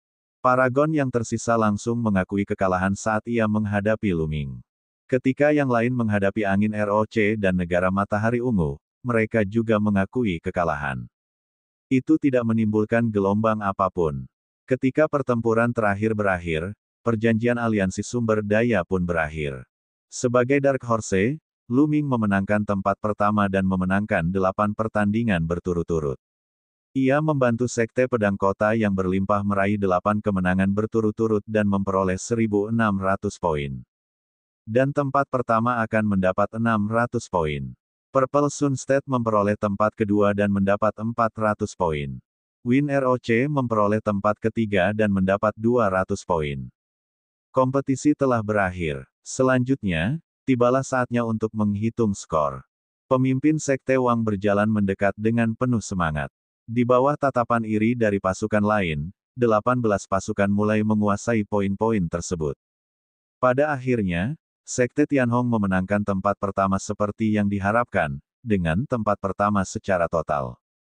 Bagaimanapun, kekuatan keseluruhan Sekte Tianhong terlalu kuat, dan ini berdasarkan skor keseluruhan. Akan sulit untuk membalikkan keadaan sendirian. Klan Lichuan berada di posisi kedua. Tempat ketiga, Sekte Pedang Ibu Kota yang berlimpah. Ya, benar. Kali ini, Sekte Pedang Kota yang berlimpah menduduki peringkat ketiga secara keseluruhan. Master Sekte Wang, para tetua Sekte Pedang Berlimpah, dan murid-murid Sekte Pedang Berlimpah lainnya begitu gembira hingga mereka gemetar. Adapun Han Feng dan yang lainnya, mereka merasa sangat tidak nyaman hingga seluruh tubuh mereka gemetar. Tentu saja, ada juga orang-orang dari Istana Darah Hitam yang menggertakkan gigi mereka. Mereka iri dan cemburu pada Sekte Pedang Kota yang berlimpah. Kali ini, Istana Darah Hitam menduduki peringkat ke-9 secara keseluruhan dan telah masuk dalam 10 besar. Itu adalah hasil yang sangat baik dan sesuatu yang patut dirayakan. Namun, dibandingkan dengan Sekte Pedang Kota yang berlimpah, kesenjangannya terlalu besar. Bagaimana mereka masih bisa memiliki suasana hati untuk merayakan? Setelah skor total dihitung, mereka mulai memilih planet sumber daya. Pertama, urutan Tianhong pertama akan mulai memilih. Mereka hanya dapat memilih 3 sekaligus. Saya memilih bintang tembaga ungu emas, bintang rumput air mata darah, dan bintang bunga jiwa darah. Master Sekte Hong yang agung memilih 3 planet. Yang lainnya tenang dan tidak terlalu terkejut. Ketiga planet sumber daya tersebut adalah yang terbaik di antara ketiganya di zona bintang laut besi. Kenapa? 1. Lagi pula, zona luar angkasa laut besi sangat luas dan memiliki planet sumber daya yang tak terhitung jumlahnya. Tentu saja, ada lebih dari 3 planet sumber daya yang bagus. Tanpa diragukan lagi, ketiga planet sumber daya ini adalah yang paling berharga dan paling cocok untuk Sekte Langit Besar. Setelah Sekte Tianhong, tiba giliran klan Lichuan. Patriark dunia Lichuan memilih 3 planet sumber daya, diikuti oleh pemimpin Sekte Wang dari Sekte Pedang Kota Berlimpah. Namun, pemimpin Sekte Wang tidak mengatakan apa-apa karena dia sedang dilema. Kapan Sekte Pedang Kota yang berlimpah pernah mendapat peringkat setinggi itu? Tempat ketiga, dan terlalu banyak planet sumber daya yang bagus ada di depannya. Di masa lalu, planet-planet sumber daya ini adalah impiannya. Itu adalah hal-hal yang tidak bisa ia dapatkan bahkan dalam mimpinya. Sekarang, ada begitu banyak orang di depannya. Dia benar-benar tidak tahu harus memilih yang mana. Dia menginginkan ini dan itu. Dia tidak sanggup berpisah dengan salah satu dari mereka. Menyebalkan sekali punya peringkat tinggi. Ketua Sekte Wan hanya bisa menghela nafas. Dia tidak bermaksud pamer, tetapi dia tidak bisa menahannya, karena dia benar-benar bingung. Namun, di telinga para pemimpin pasukan lain, itu adalah pamer yang terang-terangan. Kepala Istana Darah Hitam sangat iri. Matanya hampir keluar. Sialan, bukankah hanya keberuntungan saja dia mendapatkan seorang jenius yang tak tertandingi? Pamer seperti ini, tidak masuk akal, tidak masuk akal. Istana Master Istana Darah Hitam meraung dalam hatinya. Dia tidak menyadari bahwa wajahnya terdistorsi oleh kecemburuan. Pada saat ini, pemimpin Sekte Wang tampaknya telah memperhatikan pandangan di sekelilingnya. Dia menyadari bahwa dia terlalu menonjol. Kaisar Naga Abadi Chapter 3777 Bahasa Indonesia. Bab 3777, Tunangan Ras Elf. Pemimpin Sekte Wang segera mengumpulkan pikirannya dan memilih 3 planet sumber daya. Setelah pemilihan, pemimpin Sekte Wang dan para tetua serta murid Sekte Pedang Kota Berlimpah semuanya tersenyum bagaikan bunga yang mekar di wajah mereka. Dengan 3 planet sumber daya ini, mereka akan memiliki sumber daya yang melimpah untuk waktu yang lama di masa depan. Kekuatan setiap orang akan meningkat pesat, dan kekuatan sekte mereka secara alami akan meningkat. Kuncinya adalah dengan sumber daya yang baik, mereka dapat merekrut murid yang lebih berbakat. Orang-orang sangat realistis. Jika Anda memiliki sumber daya, tentu saja akan ada orang yang akan bergabung dan mengandalkan Anda. Ke-18 pasukan itu melakukan seleksi satu per satu. Tentu saja, ada banyak planet sumber daya. Mustahil untuk memilih semuanya sekaligus. Namun, beberapa planet sumber daya teratas terbatas. Jika menyangkut planet dengan peringkat lebih rendah, tidak akan ada planet sumber daya teratas. Hanya beberapa planet biasa yang tersisa. Setelah putaran pertama seleksi, Sekte Tianhong memulai putaran kedua. Begitu saja, pemilihan berlangsung putaran demi putaran, dan setiap pasukan akan memilih 3 planet sumber daya hingga semua planet sumber daya yang tersisa terpilih. Setelah 2 hari, semua planet sumber daya dipilih. Kemudian, 18 pasukan menandatangani perjanjian untuk mendistribusikan planet sumber daya. Perjanjian sumber daya telah ditetapkan oleh utusan Istana Surgawi, dan semua pasukan harus mematuhinya. Setelah perjanjian tersebut berlaku, organisasi-organisasi besar harus menambang sesuai dengan planet sumber daya yang telah mereka pilih sebelumnya. Jika mereka melanggarnya, mereka akan diserang bersama oleh organisasi-organisasi lain. Baru setelah perjanjian sumber daya baru dimulai, pasukan utama secara diam-diam mengirim orang untuk menjarah sumber daya planet sumber daya lainnya. Faktanya, ini adalah permainan yang disetujui secara diam-diam oleh pasukan utama. Setelah semua orang selesai, Lu Ming mengikuti pemimpin Sekte Wang kembali ke Sekte Pedang Kota yang berlimpah. Dia tidak menyadari bahwa ada sepasang mata yang sedang menatapnya dari area di mana sekte langit besar berada. Tatapan ini tertuju pada pria berjubah putih dengan topi bambu putih. Bahkan guru besar agama Hong harus memperlakukannya dengan hormat. Setelah kembali ke sekte pedang kota yang berlimpah, seluruh sekte terkejut setelah mengetahui hasil pertempuran ini. Semua orang terkejut dengan hasil pertempuran Lu Ming. Ketika seluruh penghuni Sekte Pedang Berlimpah mengetahui bahwa Lu Ming adalah murid Sekte Pedang Berlimpah, mereka semakin terkejut dan tercengang. Banyak orang yang tidak percaya. Mereka diam-diam menyelidiki identitas Lu Ming dan menemukan bahwa memang ada orang bernama Mu Yun di Sekte Pedang Kota yang Berlimpah. Mu Yun jelas merupakan anggota Sekte Pedang Kota yang Berlimpah. Namun, dia biasanya terlalu rendah hati dan tidak suka bergaul. Dia suka berkultivasi sendiri dan hanya sedikit orang yang pernah melihatnya sebelumnya. Dengan cara ini, seluruh sekte pedang ibu kota yang berlimpah menjadi gempar, dan semua orang memujinya.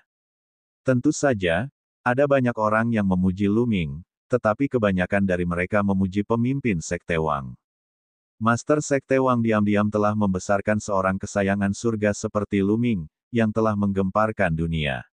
Tidak apa-apa jika dia tidak bergerak, tetapi begitu dia bergerak, dia menjadi luar biasa. Setelah mendengar ini, Master Sekte Wang tertegun sejenak, tetapi kemudian dia mengakuinya tanpa malu-malu. Tentu saja, ada banyak orang yang ingin memuji Lu Ming ketika mereka datang untuk memberi selamat kepadanya. Lu Ming bersiap untuk menerima mereka. Namun, beberapa hari kemudian, Lu Ming sangat kesal sehingga ia hanya mengurung diri dengan alasan berkultivasi secara tertutup. Padahal sebenarnya dia sedang menyendiri. Masih banyak keterampilan rahasia yang telah diperolehnya saat itu yang belum diselesaikannya. Kontrak sumber daya telah berakhir, dan dia dapat menggunakan waktu ini untuk menyelesaikan pengembangan keterampilan rahasia lainnya. Waktu berlalu dengan cepat dan setahun berlalu dalam sekejap mata. Lu Ming akhirnya selesai mengolah semua keterampilan rahasia yang tersisa di tangannya. Semua keterampilan itu diubah menjadi rune keterampilan rahasia dan diintegrasikan ke dalam sel-selnya. Dengan cara ini, Lu Ming telah menguasai 550 keterampilan rahasia. Setelah menyempurnakan berbagai keterampilan rahasia, Lu Ming mengeluarkan sepotong manik tulang putih dan mulai menyempurnakannya. Sebelumnya, ketika Lu Ming menerobos ke tahap ke-6 alam dewa surgawi, lebih dari setengah energi yang tersimpan dalam selnya telah dikonsumsi. Jumlahnya sudah kurang dari 50%. Energi manik tulang itu begitu murni, bahkan kaisar yang surgawi pun merasa cemburu. Sangat mudah untuk menyerapnya, dan akan terus menyatu ke dalam sel Lu Ming dan berubah menjadi potensi Lu Ming. Dalam waktu kurang dari sehari, Lu Ming telah menyerap semua energi di manik tulang. Dia hendak mengambil satu lagi untuk terus menyerap ketika seseorang datang. Itu adalah pemimpin Sekte Wang. Dia membawa seorang wanita muda ke kediaman Lu Ming. Ketika Lu Ming melihat pemimpin Sekte Wang, dia sedikit tertegun. Karena wanita muda itu berjalan di depan, Master Sekte Wang berada setengah langkah di belakangnya. Dia sangat hormat. Wanita yang cantik sekali. Lu Ming mengamati wanita muda itu. Wanita muda itu tampak berusia sekitar 18 tahun. Ia mengenakan gaun hijau panjang. Kulitnya putih dan fitur wajahnya sangat indah. Ia sangat cantik. Di antara semua wanita yang pernah ditemui Lu Ming, dialah yang terbaik, hanya kalah dari Qiu Yue, Xian Yanxing, dan lainnya. Bagian yang paling istimewa adalah telinga wanita itu. Telinganya runcing, yang membuatnya berbeda dari manusia. Dia tampak tidak berbeda dari manusia dalam aspek lainnya. Klan Peri. Hati Lu Ming tergerak. Mereka memiliki telinga lancip dan paling terkenal di kalangan suku Peri, yang menduduki peringkat ke-36 dalam daftar 10.000 suku di tanah yang belum ternoda. Tempat ke-36 dalam daftar 10.000 suku di tanah yang tidak ternoda tidak diragukan lagi merupakan suku tingkat atas yang menakutkan. Itu jauh lebih kuat daripada suku Ziying, yang berada di peringkat ke-99. Tak heran kalau Master Sekte Wang begitu hormat pada gadis ini. Nona Yuling, ini Mu Yun. Master Sekte Wang menunjuk ke arah Lu Ming dan memperkenalkannya. Aku tahu, aku pernah melihatnya sebelumnya. Peri perempuan itu berkata dengan suara yang jelas dan merdu. Dia kemudian mengamati Lu Ming dan berkata, Mu Yun, ikuti aku. Nona mudaku sedang menunggumu. Nona muda Anda, Lu Ming sedikit tertegun. Terlebih lagi, pihak lain mengatakan bahwa dia pernah melihatnya sebelumnya. Mengapa Lu Ming tidak memiliki kesan bertemu dengan pihak lain? Mungkinkah karena kontrak sumber daya? Lagi pula, ada banyak orang yang menonton pertempuran itu, jadi wajar saja melihatnya. Benar sekali. Aku akan memberitahumu sebuah berita bagus. Kau tunangan nona mudaku. Sekarang, ikutlah denganku untuk menemui nona mudaku, dan kemudian kita akan kembali ke klan peri untuk menikah. Kata Yuling. Opo-opo. Suara Lu Ming tiba-tiba meninggi. Matanya terbelalak dan dia tampak tidak percaya. Apa yang sedang terjadi? Kapan dia menjadi tunangan orang lain? Dan pihak lainnya adalah peri. Apa yang terjadi? Mungkinkah itu, Mu Yun? Lu Ming teringat orang yang ia gunakan sebagai pengganti. Itu adalah Mu Yun asli dari Sekte Pedang Kota yang berlimpah. Namun, menurut informasi yang diberikan oleh Sekte Pedang Kota berlimpah, Mu Yun itu benar-benar sia-sia. Bagaimana mungkin dia punya tunangan dari ras elf? Terlebih lagi, pihak lain tampaknya memiliki status yang tinggi. Bagaimana ini mungkin? Sebuah konspirasi? Ini pasti konspirasi. Di sisi lain, pemimpin Sekte Wang juga kehilangan kata-kata. Dia tidak tahu apa yang sedang terjadi. Ada apa? Kamu tidak mau? Yuling mengerutkan kening. Ini, Nona Yuling, apakah Anda salah? Saya hanya murid biasa dari Sekte Pedang Kota yang berlimpah. Bagaimana saya bisa layak menjadi istri Anda? Saya harus merepotkan Anda untuk menyelidiki ini secara menyeluruh. Lu Ming menasihati dengan sungguh-sungguh. Kaisar Naga Abadi Chapter 3778 Bahasa Indonesia. Bab 3778, ditolak. Yuling mengerutkan kening dan menatap Lu Ming. Apakah namamu Mu Yun? Apakah kamu murid Sekte Pedang Kota berlimpah? Ini? Ya, benar. Lu Ming tidak punya pilihan selain mengakuinya. Baiklah, begitulah. Kamu dan nona mudaku sudah bertunangan sebelum kalian lahir. Kalian mungkin tidak punya kenangan, tetapi orang tua kalian pasti punya.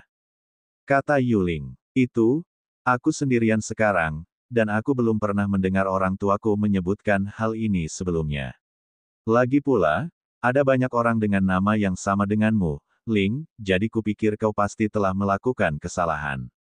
Lu Ming membantah. Jika orang lain, mereka pasti akan tertawa terbahak-bahak jika tiba-tiba ada gadis dari klan elf yang datang ke rumah mereka dan ingin menikahi mereka. Klan peri merupakan ras cantik yang terkenal di alam semesta purba. Pria itu tampan, dan wanitanya cantik. Seseorang dapat mengetahuinya hanya dengan melihat roh pengembara ini. Namun, Lu Ming tidak bisa. Dia sudah punya istri. Bagaimana mungkin dia menikah dengan orang lain? Dia tidak bisa menyetujuinya. Kau, ada apa denganmu? Jika nona muda keluargaku ingin menikahimu, itu adalah keberuntungan yang telah kau kumpulkan dalam 10 kehidupan, tidak, 100, 1000 kehidupan. Apakah Anda tahu siapa nona muda keluarga saya? Nama nona saya adalah Ling Yuwei, dan dia adalah salah satu dari 20 mutiara yang diakui secara publik di alam semesta. Beraninya Anda membuat begitu banyak alasan. Apakah Anda tahu berapa banyak orang yang mengejar nona saya? Dia dapat mengelilingi planet Anda yang berlimpah. Apakah Anda tahu itu? Yuling membelalakan matanya dan melotot marah ke arah Lu Ming. Seorang murid Sekte Pedang Kota yang berlimpah, nona mudanya ingin menikahinya, tetapi dia menolak dan menunjukkan ekspresi enggan. Itu sungguh tidak masuk akal. Jika dia tidak melihat Lu Ming beraksi dan memiliki bakat, dia pasti akan menamparkan wajah Lu Ming. Meski begitu, apakah Lu Ming berpikir bahwa dia layak untuk nona mudanya? Dia tidak tahu apa yang dipikirkan nona mudanya. Meskipun bakat Mu Yun sangat mengagumkan, ada juga makhluk yang menentang surga di antara orang-orang yang mengejar nona mudanya.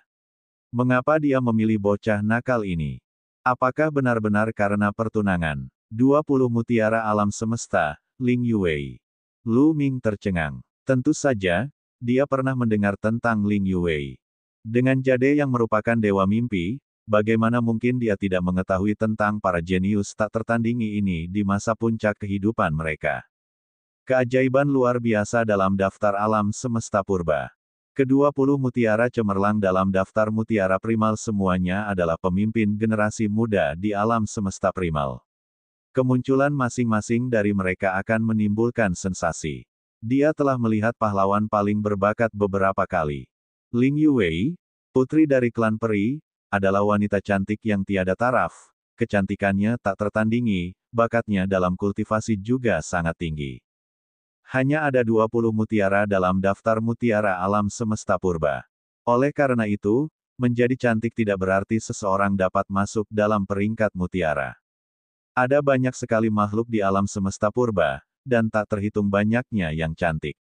Namun, jika seseorang ingin masuk dalam daftar mutiara, mereka tidak hanya harus cantik, tetapi juga harus memiliki bakat luar biasa dalam kultivasi. Oleh karena itu, mutiara-mutiara pada peringkat mutiara primal tidak hanya indah, tetapi juga merupakan mutiara kesayangan surga yang tiada taraf. Beberapa di antaranya bahkan berada pada peringkat alam semesta primal. Lu Ming tidak menyangka bahwa gadis berbakat seperti itu ingin menikah dengannya. Di samping itu, pemimpin Sekte Wang juga tercengang. Perjamuan ini datang terlalu tiba-tiba. Sayang sekali aku tidak memiliki keberuntungan untuk menikmatinya. Lu Ming mendesah dalam hatinya. Melihat ekspresi tercengang Lu Ming dan pemimpin Sekte Wang, Yuling merasa senang. Sekarang kamu tahu berapa banyak keberuntungan yang telah kamu kumpulkan selama hidup. Baiklah, ikut aku sekarang. Tentu saja, dengan status nona muda keluargaku, mustahil baginya untuk menikah denganmu, jadi kamu harus menikah dengan keluarga itu. Ayo pergi. Yuling berbalik dan hendak pergi. Dia yakin bahwa Lu Ming pasti akan mengikutinya setelah mendengar nama Ling Yuwei. Di alam semesta prasejarah, tidak banyak pria yang bisa menolak kondisi seperti itu. Sayangnya, Lu Ming menolak. Dia berdiri di sana dan tidak bergerak. Setelah berjalan beberapa langkah, Yuling menyadari bahwa Lu Ming tidak mengikutinya. Dia berhenti dan berbalik. Dia menatap Lu Ming dengan tidak percaya. Kau tidak mengikutiku. Saya pikir Anda keliru. Orang tua saya tidak pernah menyebutkannya sebelumnya. Lu Ming mengulanginya dengan serius. Kau benar-benar idiot, babi bodoh. Apa kau ini manusia? Yuling merasa cemas. Awalnya dia mengira bahwa misi perjalanan ini akan sangat sederhana. Dia hanya perlu memberitahu Lu Ming dan dia akan mengikutinya dengan penuh semangat. Dia tidak menyangka Lu Ming akan menolaknya. Dia hanyalah balok kayu. Kau boleh menganggapku bodoh, tapi kau tidak boleh meragukan apakah aku seorang pria atau bukan. Kau mau memeriksanya? Kata Lu Ming. Kau tak tahu malu, aku tak mau repot-repot denganmu. Wajah Yuling memerah.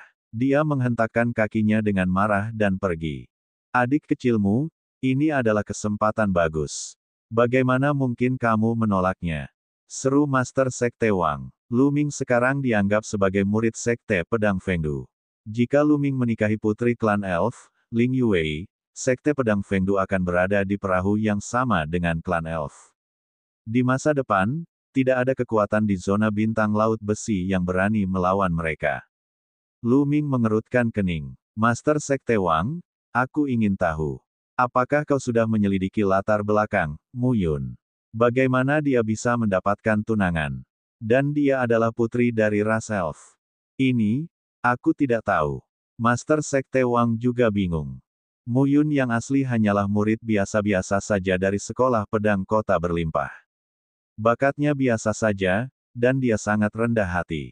Dia bahkan tidak terkenal di sekolah pedang kota berlimpah, jadi bagaimana dia bisa memiliki hubungan dengan putri peri yang agung dan perkasa? Perbedaan antara Mu Yun dari Sekte Pedang Kota Berlimpah dan putri peri Ling Yuwei seperti perbedaan antara cacing tanah dan naga. Mereka berdua punya pertunangan. Mereka tidak akan mempercayainya bahkan jika mereka dipukuli sampai mati. Pemimpin Sekte Wang, saya harap Anda dapat mengirim seseorang untuk menyelidiki latar belakang Mu Yun itu dan melihat apakah dia nyata. Jika dia palsu, ada kilatan dingin di mata Lu Ming. Kalau itu palsu, pasti ada konspirasi agar putri peri ingin menikahinya. Baiklah, saya akan mengirim seseorang untuk memeriksanya lagi. Master Sekte Wang menjadi tenang dan merasakan ada sesuatu yang salah. Tak lama kemudian, pemimpin Sekte Wang pergi. Lu Ming mengerutkan kening dan merenung. Dia selalu merasa bahwa masalah ini tidak sesederhana itu, tetapi dia tidak punya petunjuk. Dia berpikir sebentar tetapi tidak dapat menemukan alasannya. Dia hanya bisa menyerah dan terus berkultivasi. Dia telah selesai mengolah teknik rahasia di tangannya. Dia telah mengerahkan lebih banyak energi ke dalam formula pertempuran dan kekuatan terlarang.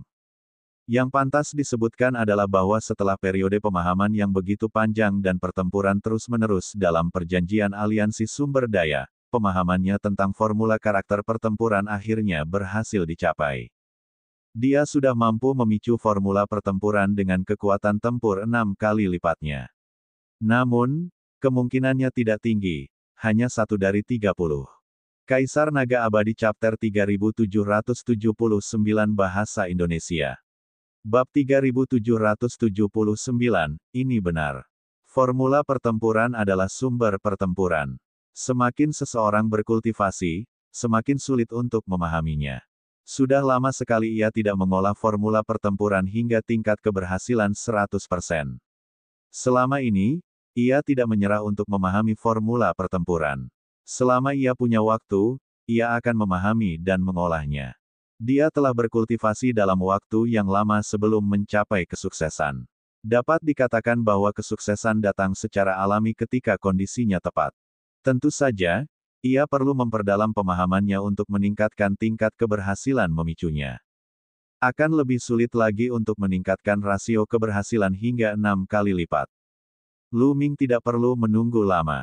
Pemimpin Sekte Wang datang lagi setelah sekitar 7 hari. Pemimpin Sekte Wang, bagaimana penyelidikannya? Lu Ming bertanya. Ini, Master Sekte Wang menatap Lu Ming dengan ekspresi aneh. Adik kecil Mu Yun, kita tidak menyelidiki dengan jelas sebelumnya. Itu salahku. Lu Ming punya firasat buruk. Dia berkata, pemimpin Sekte Wang, apa maksudmu? Maksudku, Penggembala Awan dan Putri Peri benar-benar punya pertunangan. Master Sekte Wang berkata, bahkan dia sendiri merasa tidak percaya saat mengatakan ini. Lu Ming bahkan lebih tertegun. Begini, meskipun tidak banyak orang yang pernah melihat Mu Yun sebelumnya, kami menemukan beberapa petunjuk setelah menyelidikinya. Mu Yun memiliki seorang kepala pelayan tua yang mengetahui masalah Mu Yun seperti punggung tangannya. Namun, setelah ayah Mu Yun meninggal, kepala pelayan tua itu meninggalkan Mu Yun dan pindah ke tempat lain untuk tinggal. Kami menghabiskan banyak upaya untuk menemukan kepala pelayan tua itu. Kata pemimpin Sekte Wang. Lu Ming mengerutkan kening. Dia tahu bahwa alasan mengapa ketua Sekte Wang tidak membawa serta kepala pelayan tua itu adalah karena dia takut kepala pelayan tua itu akan mengetahui bahwa dia bukanlah Mu Yun yang sebenarnya. Menurut kepala pelayan tua itu, sebelum Mu Yun lahir, ayahnya telah menyelamatkan seseorang. Kemudian dipastikan bahwa orang itu adalah kakek dari putri elf saat ini Ling Yuwei, yang juga merupakan pemimpin klan elf. Pemimpin Sekte Wang melanjutkan. Saat itu, terjadi kekacauan besar di klan elf. Kepala klan elf terluka parah dan melarikan diri. Dia hampir mati, tetapi ayah Yun Mu menyelamatkannya. Kepala klan elf adalah orang yang menghargai persahabatan. Saat itu, Putri Elf Ling Yuwei dan Yun Mu belum lahir. Mereka masih. Untuk membalas ayah Yun Mu, kepala klan elf mengatur pernikahan pralahir dengan ayah Yun Mu. Benarkah ada hal seperti itu? Lu Ming tercengang. Dia pikir dia sedang bermimpi. Dia hanya mencari orang acak untuk mengubah identitasnya, padahal ada begitu banyak hal yang harus dilakukan. Seharusnya itu benar sekarang. Alam semesta tahu tentang kekacauan yang terjadi di ras elf saat itu. Setelah itu, kepala suku elf itu pulih dari luka-lukanya dan mengumpulkan para ahli elf untuk menekan pemberontakan. Namun, karena lukanya terlalu parah, luka-luka dalamnya kambuh dan dia tidak bertahan lama sebelum akhirnya meninggal. Setelah kematiannya, pemimpin klan peri saat ini mengambil alih. Dia juga ayah Ling Yuwei. Namun, saat ini, sesuatu terjadi. Master Sekte Wang melanjutkan. Klan peri, kau tidak mau mengakuinya lagi. Lu Ming membuat tebakan. Benar sekali. Setelah Ling Yue lahir, dia menunjukkan bakat yang mengerikan. Bakatnya tak tertandingi dan tak tertandingi. Sedangkan Mu Yun, bakatnya biasa saja dan perbedaan antara dia dan Ling Yue terlalu besar. Terlebih lagi, orang tua Mu Yun meninggal saat dia masih kecil. Setelah orang tuanya meninggal, dia benar-benar memutuskan semua kontak dengan ras elf. Kepala pelayan tua itu juga pergi.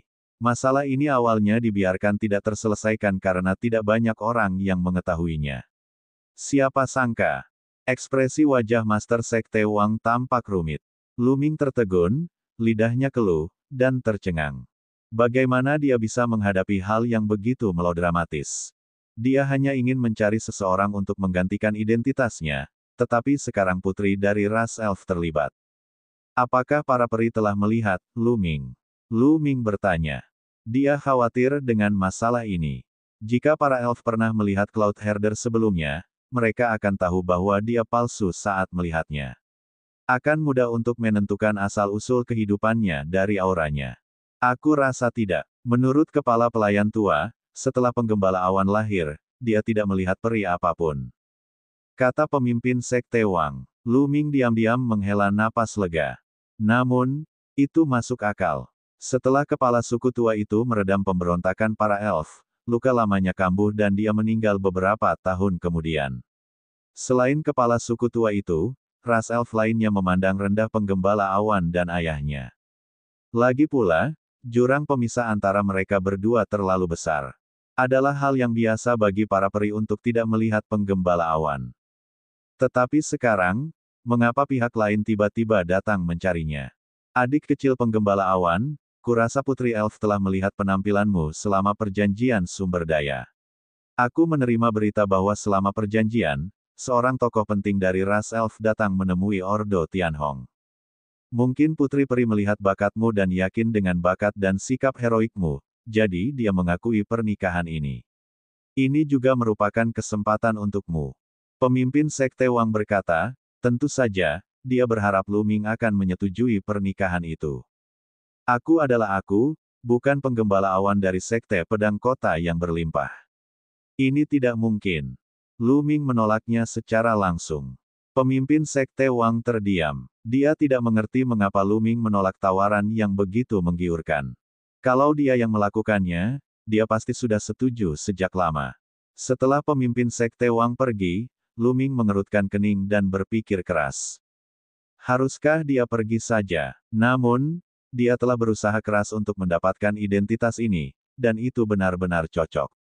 Tidak banyak orang yang pernah melihatnya, dan dia mungkin tidak dapat menemukan identitas yang cocok di tempat lain. Tanpa identitas yang sesuai, akan sangat sulit untuk menjadi prajurit surgawi istana surgawi. Lu Ming benar-benar sakit kepala. Aku tidak peduli lagi. Selama aku tidak menginginkannya, Ling Yue itu tidak akan bisa memaksakan dirinya padaku. Lu Ming telah memikirkannya dan memutuskan untuk mengabaikannya. Dia terus berkultivasi dengan tenang. Namun, tidak ada yang namanya dinding kedap air di dunia. Masalah ini masih menyebar, dan dengan kecepatan yang luar biasa, segera menyebar ke seluruh bagian Sekte Pedang Kota yang berlimpah. Setelah banyak pengikut Sekte Pedang Kota berlimpah mengetahui hal itu, mereka menjadi iri, cemburu, dan benci kepada Lu Ming. Ketika mereka mengetahui bahwa Lu Ming telah menolak Putri Peri, mereka semakin terkejut dan diam-diam memarahi Lu Ming karena kebodohannya. Beberapa orang bahkan memukul dada dan menghentakkan kaki, berharap dapat menggantikan Lu Ming. Terutama setelah Ping Ping mendengar berita itu, dia begitu cemburu hingga hampir menjadi gila. Langit memang tidak adil, langit memang tidak adil. Bagaimana mungkin anak bernama Mu Yun itu bisa seberuntung itu? Ping Ping meraung dalam hatinya. Dia telah melihat penampilan Ling Yue di ruang ilusi, dan itu sungguh menakjubkan. Putri surga yang sombong itu ternyata adalah tunangan Mu Yun. Api kecemburuan di hatinya begitu kuat hingga hampir membakarnya. Namun, ketika mendengar penolakan Lu Ming, dia sangat gembira.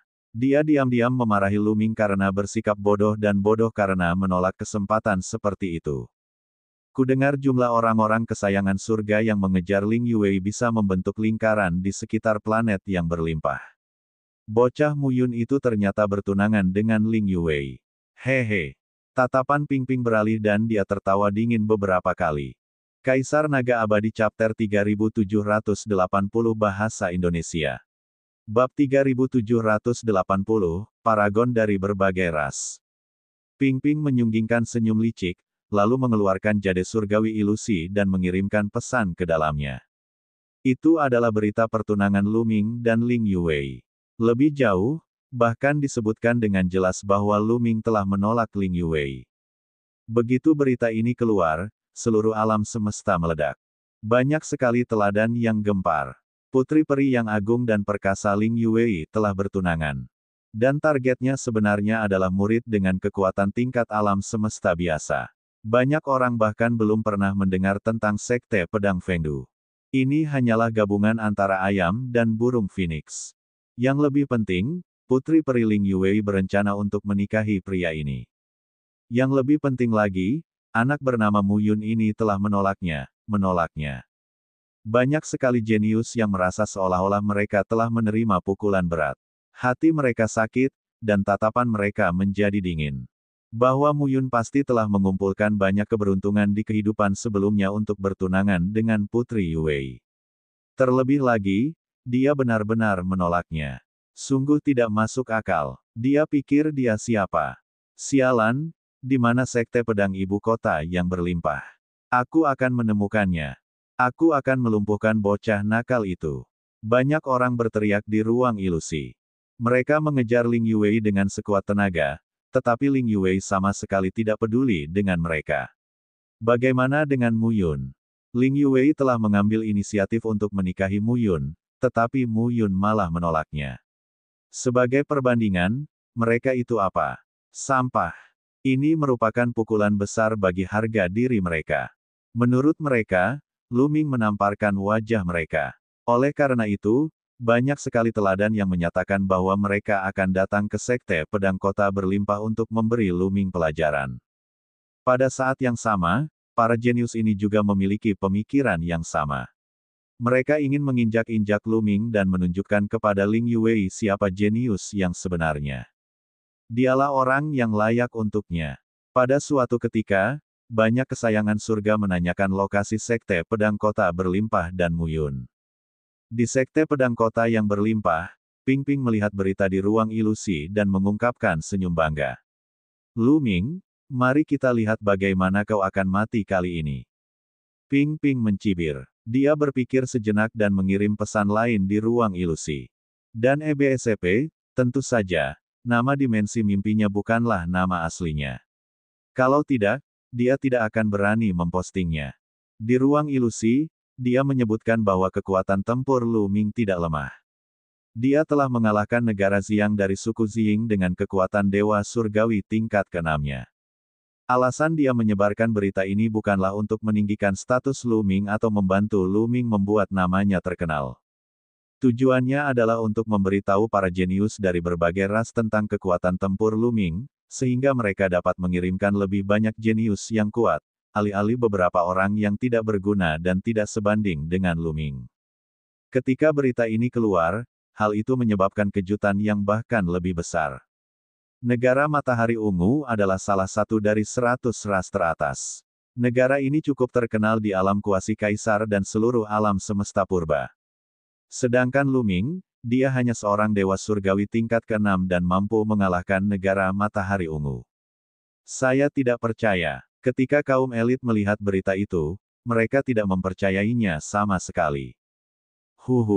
Seorang murid dari sebuah faksi di pelosok terpencil benar-benar mengatakan bahwa ia mengalahkan negara Matahari Ungu dengan mengandalkan dewa surgawi tingkat ke-6. Sungguh menggelikan. Sungguh lelucon. Kurasa Muyun meminta orang-orang untuk menyebarkan berita itu untuk menakut-nakuti kita. Hanya saja dia terlalu bodoh. Seorang dewa tingkat 6 yang dapat mengalahkan prefektur Matahari Ungu. Apakah dia pikir dia monster dari 10 ras teratas atau pahlawan dari Istana Surgawi? Kamu tidak takut lidahmu terkilir. Kamu bodoh. Di bawah postingan Ping Ping, ada banyak balasan. Tentu saja, semuanya mencaci Ping Ping dan mengejeknya. Ketika Ping Ping melihat ini, dia juga tercengang. Dia tidak menyangka akan mendapat hasil seperti ini. Aku tidak peduli. Selama ada ahli yang bisa membasmi penggembala awan, itu saja yang penting. Ping Ping mendengus dingin. Selama proses ini, negara matahari ungu sendiri tidak keluar untuk menjelaskan. Agaknya, dia tidak akan berani keluar dan mengatakan apapun jika dia kalah di tangan seorang dewa tingkat ke-6. Lu Ming tidak menyangka hal itu akan menyebabkan keributan besar. Pada saat dia melihat berita tentang ruang ilusi, sudah setengah bulan kemudian. Pada saat ini, ruang ilusi sedang gempar. Banyak jenius telah berangkat untuk mencari Lu Ming. Siapa yang membocorkan berita itu? Sarang. Lu Ming sangat marah. Pada saat ini, ekspresi Lu Ming berubah dan dia melihat ke kejauhan. Ledakan-ledakan. Di kejauhan, aura yang kuat bangkit dan menyebar seperti badai. Lalu, satu demi satu sosok muncul di cakrawala. Mereka semua adalah pemuda. Jumlah mereka puluhan, dan mereka melaju dengan kecepatan yang sangat tinggi. Tidak lama kemudian, puluhan ahli mengepung kediaman Lu Ming. Lu Ming mengerutkan kening dan melangkah keluar dari halaman. Puluhan pasang mata tertuju pada Lu Ming. Kamu adalah Mu Yun. Seorang pemuda kekar menatap Lu Ming dan bertanya. Tidak buruk. Lu Ming mengangguk dan melihat sekeliling. Dia tidak melihat seorang pun dari Sekte Pedang Kota yang berlimpah. Dia juga tidak melihat pemimpin Sekte Wang dan yang lainnya. Ini sesuai dengan harapannya. Pemimpin Sekte Wang dan orang-orang dari Sekte Pedang Kota yang berlimpah tidak berani muncul. Jelas, lokasinya juga diberitahukan oleh Sekte Pedang Kota yang berlimpah. Hampir semua kesayangan surga yang berhak mengejar Ling Yue berasal dari 10.000 klan kuno. Tanpa status tertentu, bagaimana mungkin dia memenuhi syarat untuk mengejar Ling Yue? Dia juga tidak memiliki kepercayaan diri dan keberanian. Oleh karena itu, Sekte Pedang Ibu Kota yang berlimpah tidak berani menyinggung para jenius ini. Sudah cukup baik bahwa mereka tidak membantu kedua belah pihak. Bagaimana mereka berani membela Lu Ming? Mendengar pengakuan Lu Ming, mata para paragon itu seperti akan terbakar. Mereka menatap Lu Ming dengan dingin, mata mereka setajam pedang, seolah-olah mereka mencoba untuk melihat ke dalam dirinya. Memang hanya dewa tingkat ke-6.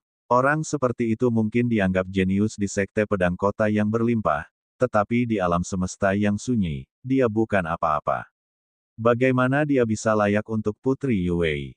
Terlebih lagi, dia bahkan menolak Putri Yue. Dia pikir dia siapa? Dia hanya sampah. Dia benar-benar menemukan seseorang di ruang ilusi untuk mengatakan bahwa dia mengalahkan negara matahari ungu. Sungguh lelucon. Ini adalah hasil dari ketidaktahuan. Serangkaian suara tidak senang dan cemburu terdengar. Lu Ming tidak senang. Apa hubungannya dengan kalian? Aku masih perlu berkultivasi. Jika tidak ada yang perlu kau katakan, silakan pergi. Lu Ming berkata dengan acuh tak acuh. Hehe, anak ini masih saja berpura-pura. Lucu sekali. Seseorang mencibir. Bagaimana? Kepada siapa? Beberapa orang memandang yang lain. Seorang dewa tingkat ke-6. Siapapun dari kita dapat menekannya.